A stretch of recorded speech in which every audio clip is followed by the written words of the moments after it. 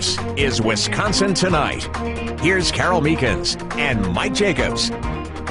Good evening and welcome to Wisconsin Tonight. You know, it is a very controversial issue. Governor Walker wants to expand the voucher program for private and religious schools. And we are going to talk about that in depth with two people who are for and against the voucher program. But first, more explanation about the governor's proposal. Right now, vouchers are available to lower income families in Milwaukee and Racine.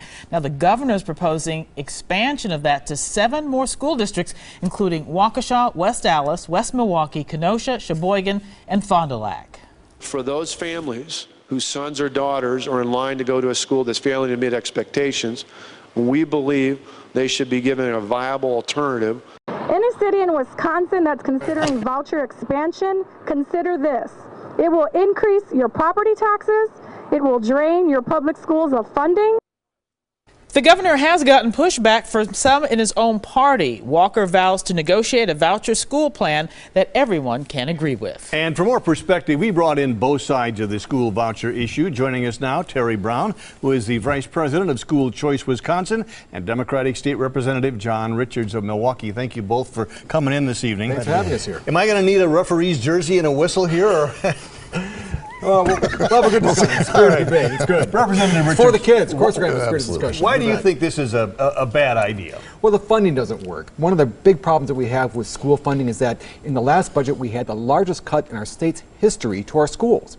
Now we need to make that up. And instead of putting our money into the public schools, now we have this big expansion of the choice school or voucher school program at a time when the accountability isn't there, transparency isn't there, even the school funding flaw fix is not there. And so that's why you see so much concern from representatives in other parts of the state who see the problem that we've been having in Milwaukee for 20 years, where money is coming out of our public schools and out of our taxpayers' wallets to pay for this program. Terry, you obviously think this is a great idea. I think it's a great idea. What we really want to do is make sure that we have parents directing the dollars for school to each school based on where they would like to send their children. And so all these other issues are ancillary issues. The real issue is let's put parents in charge. They know what school is best for their child. Now, there are 8 Republican senators who didn't want the governor to include increased funding for the voucher program. Right. What do you say? I mean, you'd expect them to align with the governor, so why are they against it? Yeah, I think the funding issue is less controversial because our students would be the least funded in the state. But I think what is generating some discussion is the expansion to other areas outside of Milwaukee and Racine.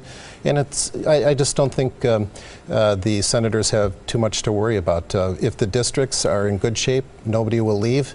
And if there are problems in the district, then parents leaving for private schools will generate response on the part of the district. Is this a funding issue, an expansion issue, a combination?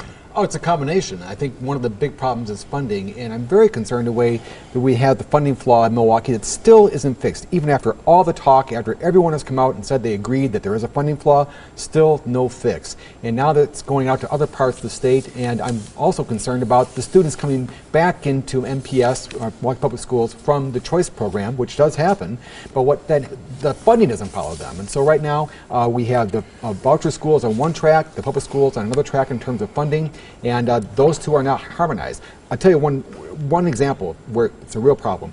The schools are funded on a 3-year rolling average. The voucher schools are not. They're funded on 1 year. But when a kid comes back into the public schools, they're not incorporated into that formula. And so that becomes a real drag on the funding for the schools, in addition to everything else that goes on with the funding problems. All right, gentlemen, thanks for coming in. We appreciate it. They're giving us a wrap here, so we'll have to continue the discussion on another occasion. Terry Brown and also State Representative John Richards. Thank you very much. Now here's a look at other stories making